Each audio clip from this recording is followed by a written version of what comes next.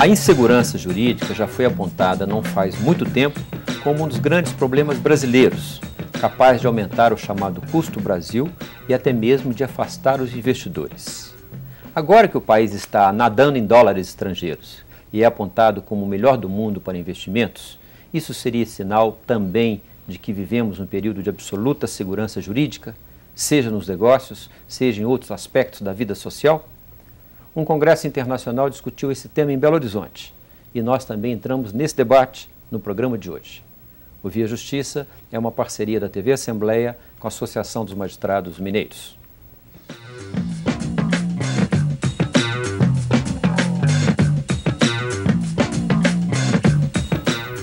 Historicamente, é sabido que talvez o primeiro grande problema das ditaduras é a quebra da legalidade, com a criação e modificação de leis ao sabor dos ditadores. É a instabilidade jurídica e institucional, em que o cidadão sai de casa pela manhã com uma lei e volta à noite com outra. A instabilidade ou insegurança jurídica existe também em regimes democráticos? O Brasil, por exemplo, 21 anos depois de promulgada a atual Constituição, pode ser considerado um país juridicamente seguro? Ou as muitas emendas constitucionais já aprovadas ou em discussão significam que ainda temos muito caminho a percorrer? Em quais setores da atividade a insegurança é maior? Nós conversamos sobre isso com nossos convidados, o advogado tributarista e professor universitário Walter Lobato e o juiz federal Renato Prates, da 8ª Vara de Minas Gerais. Doutor Renato, muito obrigado pela sua presença aqui. O senhor já está no Magistério Federal há quantos anos, doutor? Quase 16 anos. Quase 16 anos. E o senhor é um dos coordenadores desse Congresso Internacional realizado em Belo Horizonte. Eu sou um dos diretores da Associação Brasileira de Direito Tributário, que tem organizado esse congresso anualmente, nesse ano com o tema Segurança Jurídica. Perfeito. Professor Walter, muito obrigado pela sua presença aqui. O senhor, além de advogado tributarista, é professor universitário. Isso, o prazer é meu. Eu sou professor e coordenador do curso de pós-graduação da Faculdade Milton Campos, de Direito Tributário. E também um dos coordenadores do congresso realizado em Belo Horizonte. Faço parte, junto com o doutor Renato, da diretoria da Bradet.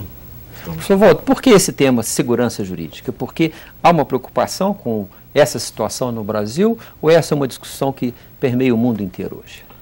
Na verdade, esse é o 13º congresso da Bradet.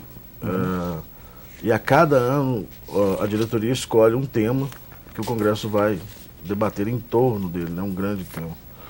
Segurança jurídica, porque hoje essa é uma discussão mundial. Se hoje já temos conquista dessa segurança jurídica, muito mais do que simples legalidade, muito mais do que a conquista do Estado de Direito, o Estado Democrático de Direito requer também a proteção da confiança, a boa-fé nas ações do Estado, o preenchimento das expectativas geradas não só pelas leis, mas pelas decisões judiciais. Então esse é um tema extremamente atual e por isso o Congresso resolveu, a diretoria da Bradet resolveu debatê-lo. Doutor Renato, eu falei na abertura, 21 anos depois da Constituição brasileira, nós temos hoje uma situação de estabilidade jurídica que o senhor consideraria de bom nível? Nós temos que comemorar, que eu acho que é inédito no Brasil, 21 anos, isso em padrões mundiais talvez seja pouco, mas na nossa história, 21 anos de estabilidade, de vigência de uma Constituição democrática, já é algo a ser comemorado, apesar das múltiplas emendas e modificações. Pois é, o fato dessa Constituição ter sofrido tantas emendas, o senhor diria que é um sintoma ainda de uma certa instabilidade ou nem tanto? Até porque a nossa Constituição ela é muito extensa, minuciosa, detalhista, ela, para se adaptar aos tempos, teve que sofrer muitas modificações. Talvez fosse uma Constituição mais enxuta, não tivesse sofrido tantas modificações. Mas, sem dúvida, a modificação constante, não só da Constituição, mas das leis ordinárias, é, sim, um fator de insegurança. Mas, mais do que isso, a forma como se aplicam essas modificações. Como assim? Como o senhor está dizendo, fugindo do terreno legislativo para o terreno da interpretação das leis? Exatamente. Nós já temos, até por força do princípio do direito adquirido, da observância do ato jurídico perfeito, que as leis valem para o futuro. certamente, né? Elas não podem retroagir, não podem alcançar situações já constituídas. E mais do que isso, ela deveria não só valer para o futuro, mas dar até um tempo para que as pessoas possam planejar suas atividades, seus negócios, de acordo com um novo padrão, né, um novo quadro normativo.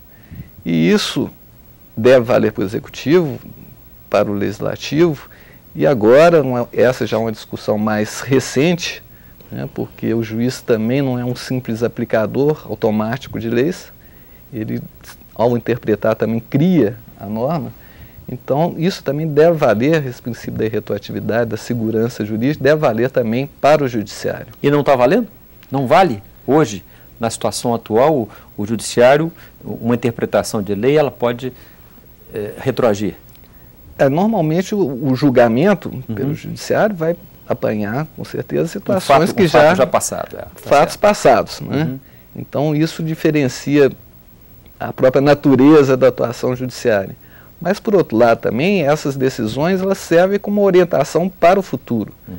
Principalmente, se nós considerarmos, por exemplo, decisões do Supremo Tribunal Federal, do Superior Tribunal de Justiça, que tem, além de uma missão de decidir o caso concreto, também de orientar, né, uma missão política de orientar, dizer qual é a norma para que as pessoas sigam, né, voluntariamente.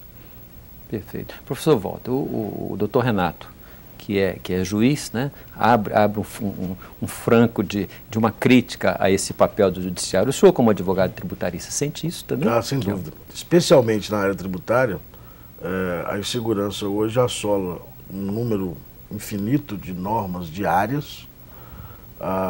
Hoje, a maioria dos tributos é o que a gente chama de tributos lançados por homologação, portanto, a interpretação fica toda a priori na mão do contribuinte.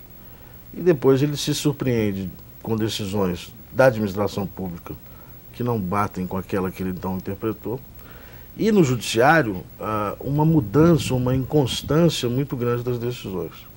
Essa questão da não retroatividade das decisões se dá especialmente nos tribunais superiores.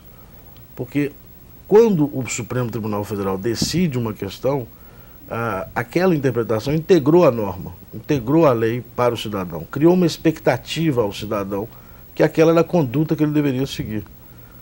Se algum tempo depois o Supremo altera a sua opinião, há uma discussão muito severa hoje que essa mudança jurisprudencial não deveria retroagir, uma vez que o cidadão seguiu o princípio da confiança, seguiu a orientação ou a determinação do Supremo Tribunal Federal. O caso emblemático disso seria aquela decisão que tem algum tempo do Supremo a respeito da cobrança da COFINS e da CSLL sobre... Esse debate foi suscitado, a questão da cobrança da COFINS, em outro debate a questão da cobrança de ter ou não direito a um crédito presumido de IPI. Já existiam decisões dos tribunais superiores favoráveis ao contribuinte, portanto, havia uma expectativa do contribuinte que ele deveria seguir aquela conduta. Essa mudança jurisprudencial pode retroagir. Então, o Brasil já conquistou muito, nós temos a nossa Constituição como uma das mais severas nas limitações do poder de tributar, mas hoje a preocupação não é uma irretroatividade somente da lei, é uma irretroatividade do direito como um todo. Não surpreender o cidadão com novos comportamentos para fatos passados, onde ele não pode mais retroagir e mudar o seu comportamento. Ele acaba sendo punido porque seguiu uma orientação estatal. Ele estava seguindo numa coisa e de repente muda tudo. Exatamente. Isso que é o princípio da confiança na lei e no direito. Nós vamos a um rápido intervalo e voltamos em seguida.